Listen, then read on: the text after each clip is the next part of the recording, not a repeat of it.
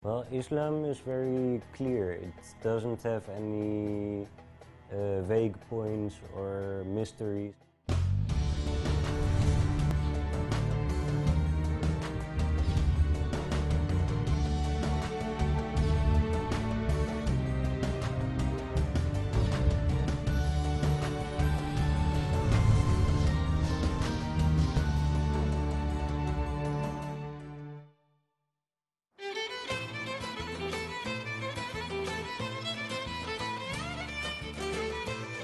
Yunani adalah sebuah negara di mana peradaban besar dunia berkembang lebih dari 2000 tahun yang lalu. Berbagai bangunan bersejarah yang ada di Yunani menjadi saksi bisu transisi kemajuan agama, budaya, serta ilmu pengetahuan oleh tokoh-tokoh besar negara ini. Sejarah mencatat, negeri seribu dewa ini melahirkan banyak tokoh besar dan terkenal seperti Socrates, Aristoteles, Pythagoras, Plato, Archimedes, bahkan Raja Alexander Agung.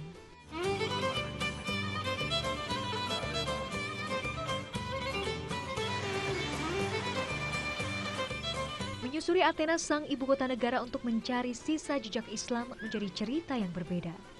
Islam seakan hampir hilang, tersembunyi di antara kemegahan bangunan khas Yunani kuno dengan pilar-pilar besar yang menjulang tinggi.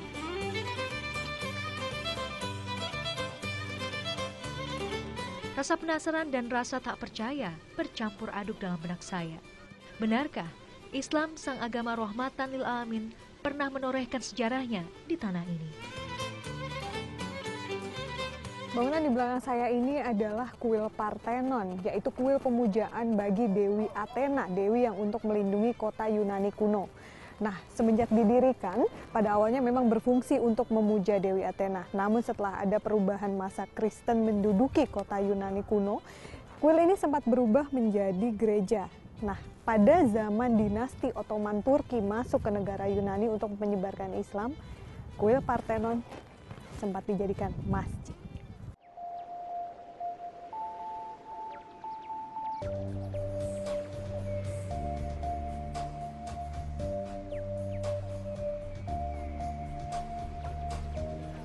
Kuil Parthenon adalah destinasi dan ikon wisata negara Yunani yang sangat terkenal di dunia. Hampir sepanjang tahun, bangunan megah ini dikunjungi wisatawan dari berbagai negara. Kuil kuno ini tak hanya cantik dan megah, tetapi penuh dengan makna dan cerita sejarah yang tersimpan selama ratusan bahkan ribuan tahun. Kompleks bangunan raksasa ini terletak di Bukit Akropolis atau disebut juga Kota Tinggi. Sebelum dijadikan untuk kuil pemujaan Dewi Athena, bangunan Parthenon sempat digunakan sebagai tempat tinggal untuk para raja pada zaman perunggu akhir atau sekitar 1300 sebelum Masehi. Parthenon kokoh berdiri hingga pada tahun 400 Masehi.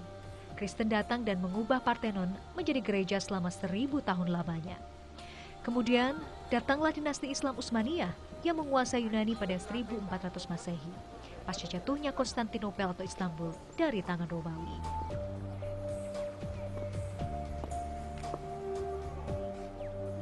Seperti yang tercantum di dalam surat Ar-Rum ayat 2 hingga 4. Telah dikalahkan bangsa Romawi di negara yang terdekat dan mereka sesudah dikalahkan itu akan menang dalam beberapa tahun lagi. Pada masa pendudukan dinasti Ottoman Turki, kuil Parthenon ini selain digunakan sebagai masjid, kuil ini juga menjadi gudang penyimpanan amunisi.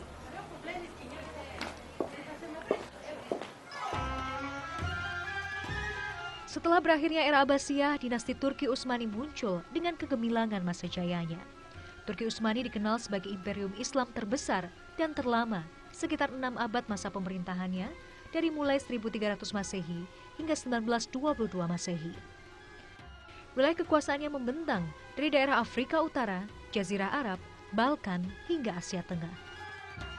Berbeda dengan dinasti Abbasiyah yang lebih mengedepankan kemajuan ilmu pengetahuan dengan melakukan banyak penafsiran kitab-kitab berbahasa Yunani, dinasti Turki Utsmani memang lebih mengedepankan ekspansi wilayah. Sehingga di masa Turki Ottoman berjaya, Islam memang lebih banyak dikenal masuk melalui cara peperangan atau penguasaan wilayah, termasuk ke negara Yunani. Di balik itu semua, menyaksikan bangunan Parthenon yang sempat dijadikan masjid, betapa rasa takjub menyeruak dalam hati saya sebagai seorang Muslim. berpikir dan mencoba membayangkan di bagian mana dari bangunan Parthenon dan megah ini pernah digunakan sebagai mihrab, tempat bersujud untuk menghadap Sang Ilahi.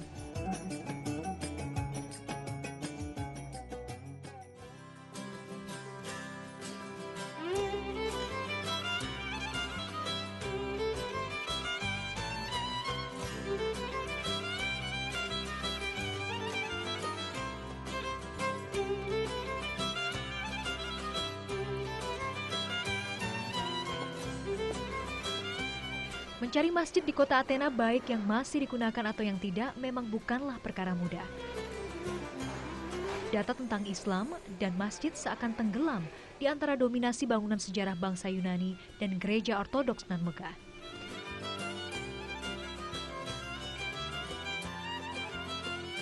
Kini yang tersisa hanyalah bangunan museum porselin yang ternyata masih memiliki sejarah sebagai masjid bagi umat Muslim di masa lampau. Masjid yang terletak di Monastiraki Square ini dikenal juga dengan nama Masjid Air Mancur Bawah. Pada masa itu, memang ada air mancur yang berdiri dekat dengan bangunan masjid yang menjadi bagian dari pasar tradisional Athena.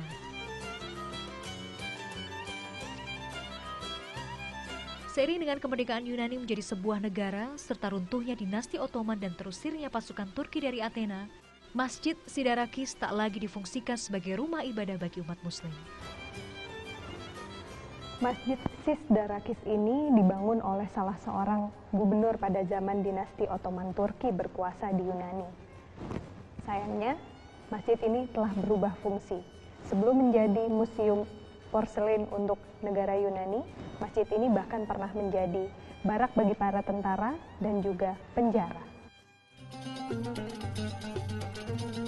Bangunan ini terdiri dari bangunan dasar yang berbentuk kotak persegi dengan atap berbentuk dom atau kubah.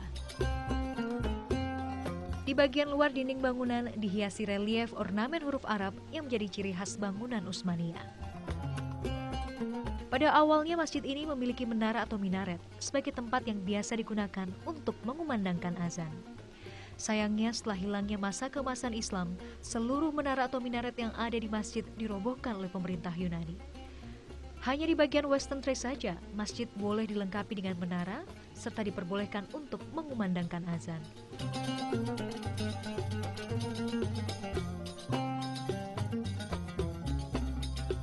Satu bagian yang masih dapat dikenali dari bangunan ini sebagai peninggalan masjid zaman dinasti Ottoman Turki adalah adanya ini, mihrab. Biasanya di bagian ini, imam berdiri untuk melaksanakan sholat.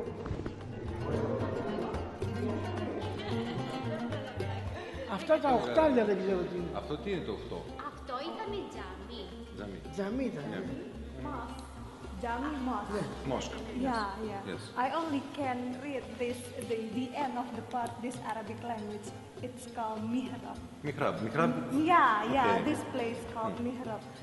Kalamada khola alaiha zakari mihrab. Sebenarnya ini menjadi sebuah cerita yang lucu ketika saya berkunjung di sini. Dua orang di belakang saya ini adalah penjaga dari museum porselin ini. Tapi ternyata mereka tidak mengetahui asal-usul jelas mengenai sejarah dinasti Ottoman yang ada di sini. Bahkan mereka menanyakan kepada saya, apa artinya tulisan Arab yang ada di atas sana. Saya hanya dapat mengenali bagian belakangnya, mihrab adalah artinya tempat imam berdiri untuk memimpin sholat. It's a great place. Di masa Nabi, Khulafaur Rasyidin dan setelahnya, mihrab masjid belum berbentuk ruangan cekung di bagian tembok. Dari berbagai literatur sejarah, bentuk cekungan pada mihrab dimulai pada masa Al-Walid bin Abdul Malik dari Banu Umayyah pada saat beliau memerintah untuk merenovasi Masjid Nabawi.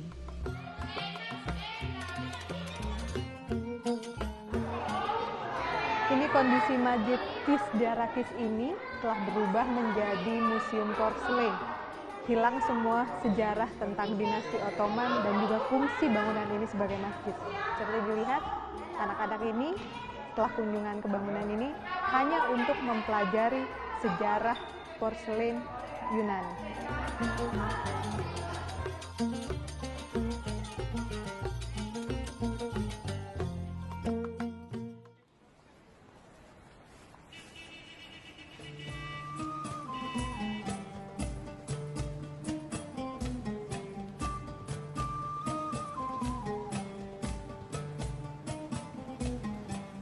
Mencari bahan makanan halal juga perkara yang sulit di Athena.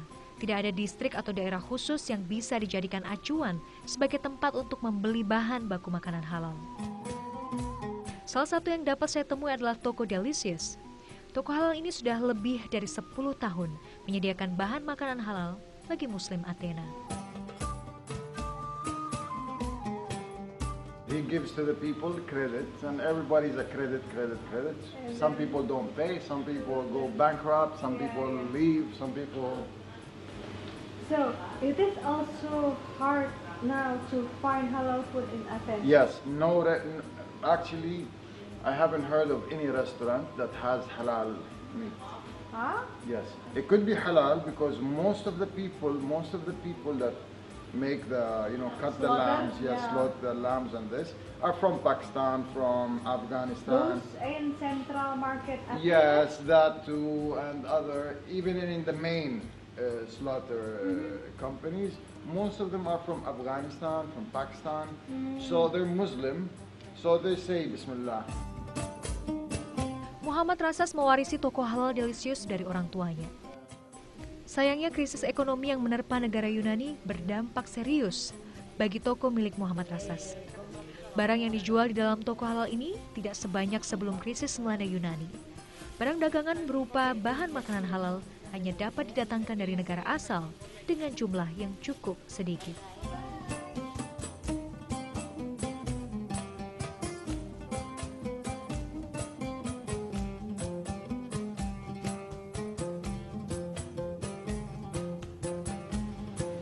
Nah, saya akan menjelaskan satu lagi dibantu sama Victoria. Victoria, this meat, from where is it? From Greece. From Greece. But Arabian make it. Arabian make it, so it is halal. Yeah.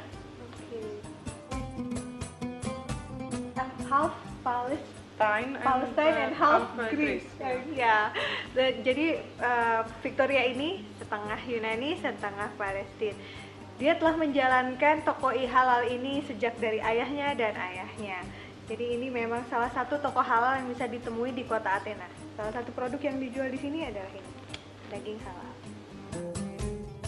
Bagi umat muslim, mengkonsumsi makanan halal adalah kewajiban, sebagaimana diriwayatkan dalam hadis Abu Hurairah. Rasulullah bersabda, sesungguhnya Allah baik dan tidak menerima kecuali hal-hal yang baik. Dan sesungguhnya Allah memerintahkan kepada orang mukmin sebagaimana diperintahkan kepada Rasul. Kemudian Allah berfirman, hai Rasul-Rasul, makanlah dari makanan yang baik-baik dan kerjakanlah amal yang saleh. Sesungguhnya aku maha mengetahui apa yang kamu kerjakan.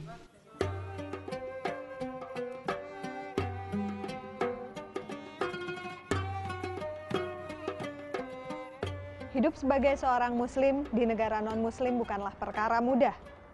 Dari mulai masalah menemukan tempat sholat, masalah makanan halal, hingga memandikan jenazah. Semoga Muslim Athena diberikan kekuatan untuk menjaga keimanan mereka.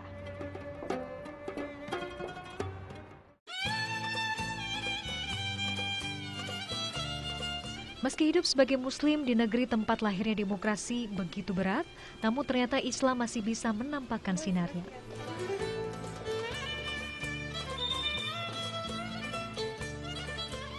Sebastian Arvinitis, seorang mualaf muda, pemuda berusia 26 tahun ini lahir dari seorang ibu berkebangsaan Belanda dan ayah yang berkebangsaan Yunani. Hampir seluruh keluarga besarnya adalah seniman, dari mulai nenek, ibu hingga adik serta dirinya. Musik dan seni adalah bagian yang tak terpisahkan dari keluarganya. Islam datang ke hati pemuda ini sejak ia berusia 16 tahun.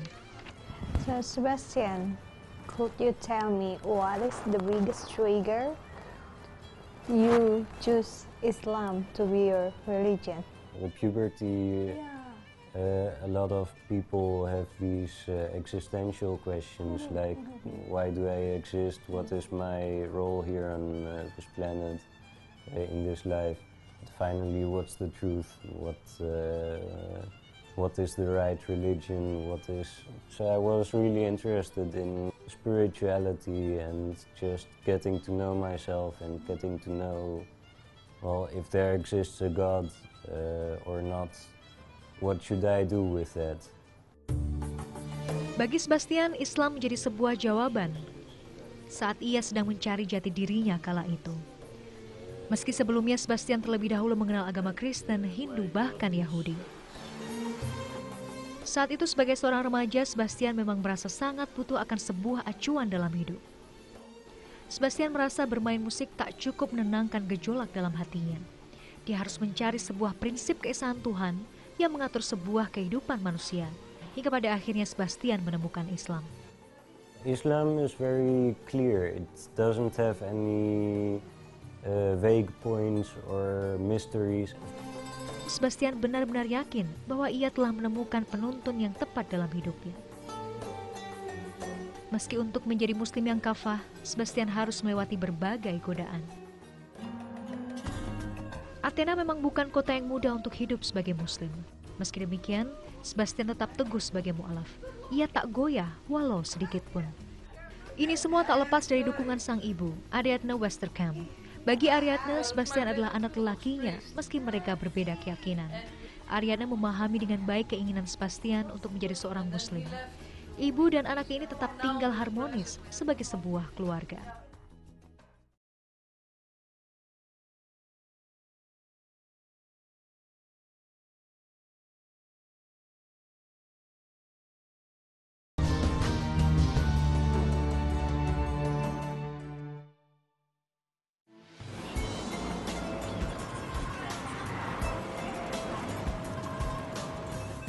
Perjalanan selalu menjadi sebuah awal bagi saya, mencoba menemukan hal baru yang belum pernah saya temukan sebelumnya. Menyusuri, mencari, dan merekam sebuah fakta hingga mencatatnya untuk menjadi sebuah pengalaman hidup yang sangat berharga. Berbekal rasa penasaran saya terhadap keberadaan Islam di Yunani, saya berangkat untuk melihat langsung bagaimana kehidupan kaum muslim minoritas di daerah Western Thrace. Salah satu lokasi komunitas muslim yang ada di negara Yunani adalah di bagian utara negara ini atau disebut juga Western Thrace. Berada cukup jauh dari ibu kota negara Yunani di Athena. Ini jaraknya untuk menuju Komotini dan juga Santi sekitar 8 jam dengan menggunakan bus besar seperti ini. Karena Komotini dan Santi berbatasan dengan negara Bulgaria di bagian utara dan juga Turki di bagian barat.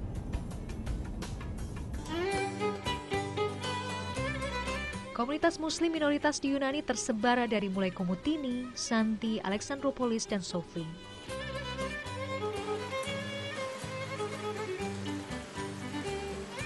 Populasi mereka mencapai 120.000 juta jiwa. Saat ini mereka hidup berbaur dengan warga Yunani lain yang beragama non-muslim.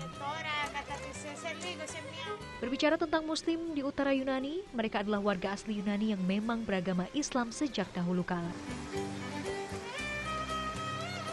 Mereka juga merupakan bagian dari etnis Pomak atau etnis asli Slavik Muslim yang tinggal di 4 negara, yaitu Bulgaria, Yunani, Turki, dan Albania. Nuansa Turki sangat kental di kota ini. Memang keberadaan Islam tidak bisa dilepaskan dari pengaruh bangsa Turki yang pernah datang ke negara ini ratusan tahun lalu. Namun jejaknya masih terasa sangat nyata hingga saat ini.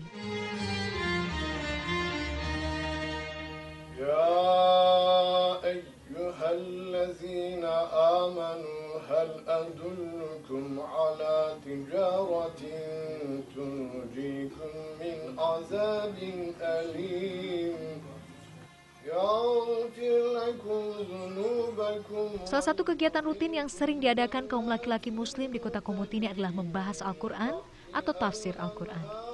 ومساكن طيبة في جنات عدن لا تجعلوا دعاء.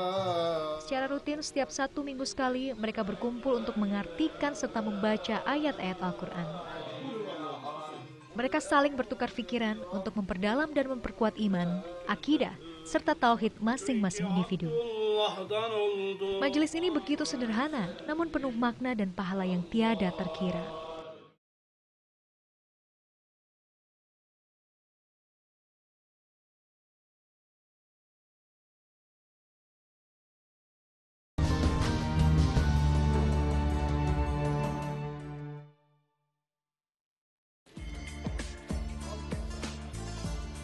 Selesai berdiskusi, para jamaah laki-laki ini tidak langsung pulang. Mereka biasa menutup acara ini dengan makan bersama. Makanan yang dibawa dengan sukarela oleh masing-masing anggota. Sesungguhnya Islam memang agama rahmatan lil alamin. Semua hal yang ada di kehidupan ini diatur dengan begitu lengkap, termasuk memakan makanan dan meminum minuman yang halal lagi thayyib bagi manusia. Namun banyak dari mereka yang lupa, bahkan tak tahu bagaimana adab atau tata cara makan dan minum menurut Islam. Salah satu adab adalah makan berjamaah atau makan bersama-sama. Sesungguhnya, makan bersama dalam satu piring atau nampan besar di dalamnya terdapat sunnah dan keberkahan. In our tradition, Wajib bagi umat Islam untuk selalu berjamaah di dalam setiap keadaan, di dalam makan, minum, serta memerangi musuh mereka, agar mempererat persatuan dan akidah serta syariat mereka.